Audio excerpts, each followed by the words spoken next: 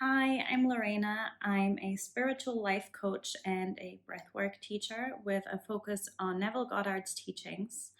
And I'm here to help you shift your state of being and recreate your reality. So today's topic is shadow work.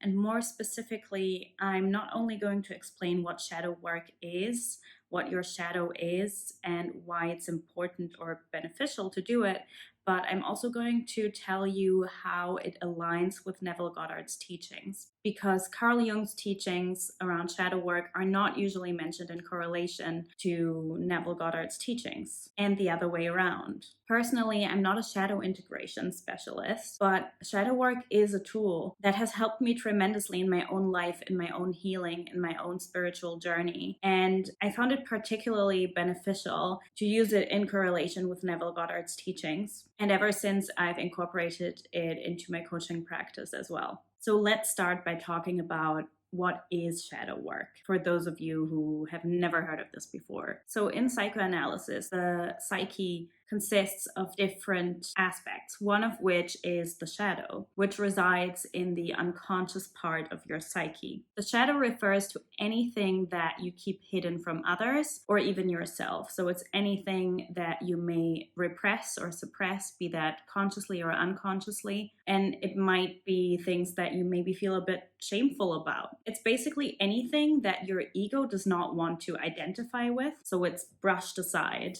But what's also important to bear in mind is that while shadow sounds really dark and awful, the shadow does not have to be something negative. Your shadow can be unconscious fears, unpleasant personality traits, difficult emotions, repressed desires, but it can also be stuff like hidden potential or talents that you haven't shown to the world. So why am I bringing up shadow work, and what does this have to do with Neville Goddard's teachings? Neville Goddard himself did not speak about the shadow, at least not as far as I'm aware. And some people might even argue that shadow work is contradictory to Neville Goddard's teachings, because of course in Neville Goddard's teachings, some of the core premises are assumptions harden into fact. So anything that you assume as truth for yourself will become manifest in the world. And he also teaches to embody the state of the wish fulfilled. So basically to focus on what you want to be true, what you desire to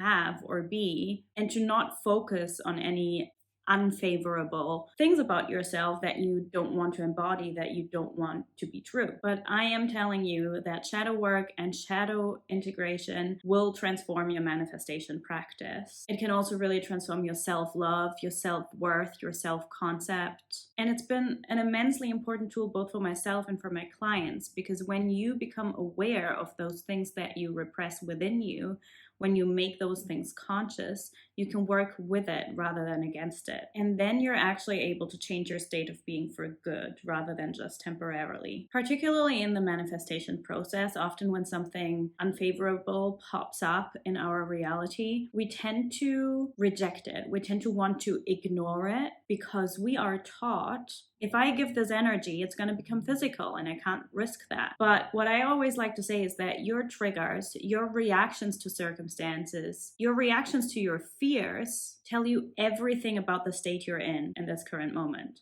So whilst I adore Neville Goddard's teachings, evidently, and whilst I completely agree that yes, we need to live in the end result of what we want to experience, what we want to be our truth, we cannot ignore or suppress what's on the way. The more we bring into our conscious awareness what is stopping us from embodying the state of being we want to embody, the more we actually have the power to change it. We actually have the power to embody our desire. And in order to do that, we have to be courageous enough to face our fears so we can transcend them, because there's nothing to fear. The only thing to fear is fear itself. Shadow work can really improve your relationships and your communication and provide you with this feeling of internal wholeness because you stop denying a part of yourself. And I see this as an extremely important element of manifestation and of working on your self-concept, because as long as you suppress your shadow, as long as you're not aware that it exists, or you maybe are on some level, but you brush it aside, the more it tends to control you and your thoughts and your emotions emotions and your beliefs and your behaviors, rather than the other way around. Carl Jung said, until you make the unconscious conscious, it will direct your life and you will call it fate. And I think that sums it up pretty nicely. When we bring our shadow to the surface, we have the choice to either change those behaviors or express our shadow in a healthy way. When we're aware of our subconscious beliefs, thoughts, assumptions, and feelings, we can choose not to let them take over. We can embrace them fully and accept ourselves fully as we are. We can then change our state of being from an empowered place and really live from the state we wish to embody. And I will give you some examples of what a shadow can be and how it can manifest later on. But the first step is always awareness. You need to be completely honest with yourself, take radical responsibility about what's going on within you rather than suppressing anything, even if it's a part that you would rather change. The first step is awareness and honesty, and you can do that through introspection, through meditation. You can do that through writing. You can start questioning your own triggers whenever you feel yourself react to something. Ask yourself where that's coming from without judgment. What story are you telling yourself? What story are you telling about the person you reacted to? What story are you telling yourself about your own worth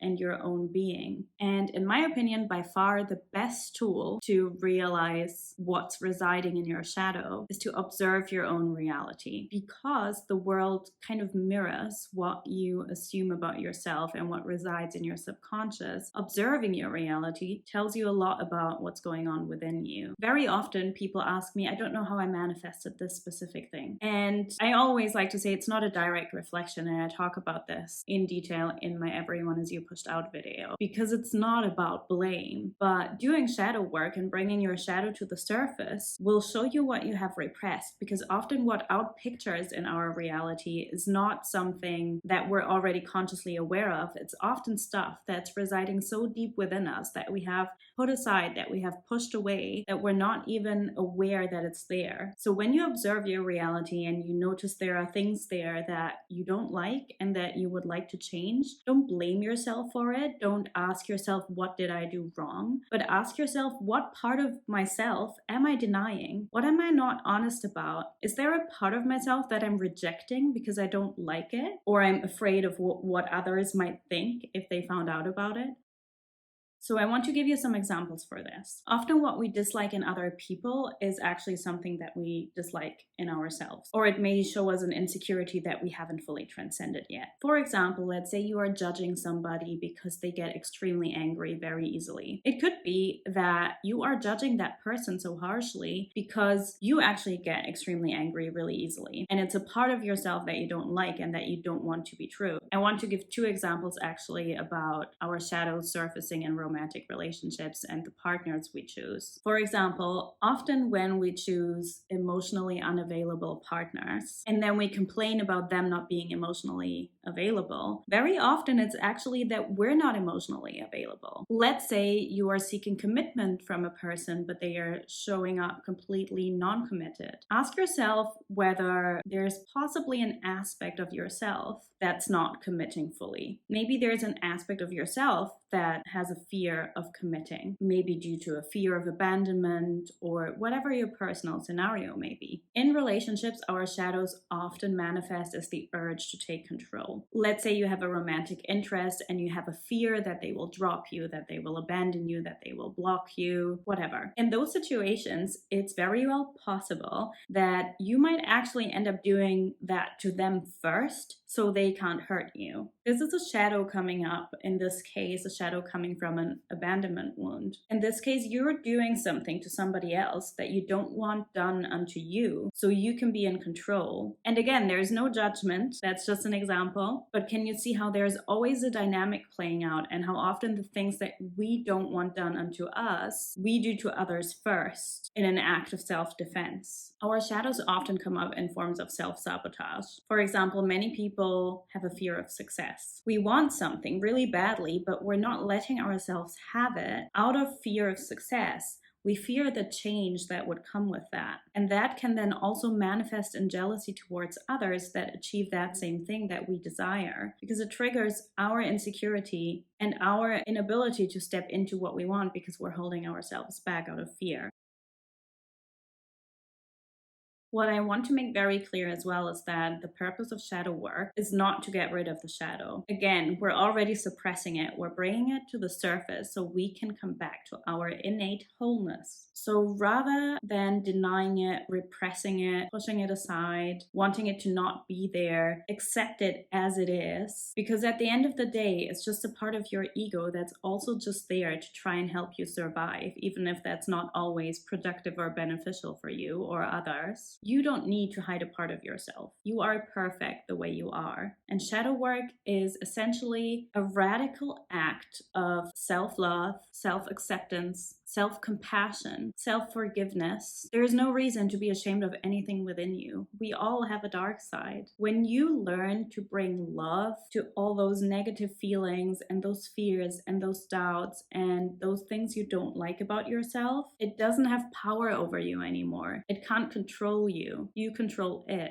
You realize you are lovable and you are unstoppable. No one can hold you back except you. I would love to know what you think about this, if you've done any shadow work and how you think it aligns with Neville Goddard's teachings. If you want to learn to integrate your shadow and if you want to learn how to change your state of being and take control of your life, I've just launched new coaching programs and you can book a free call with me via the link below in the description and we can just have a chat. And then I'm also doing a breathwork session soon, which is all about changing your state of being and embodying a new version of yourself. It's themed around rebirth, dying to the old man, if you will. So that's also linked below. I love you lots and I will see you soon.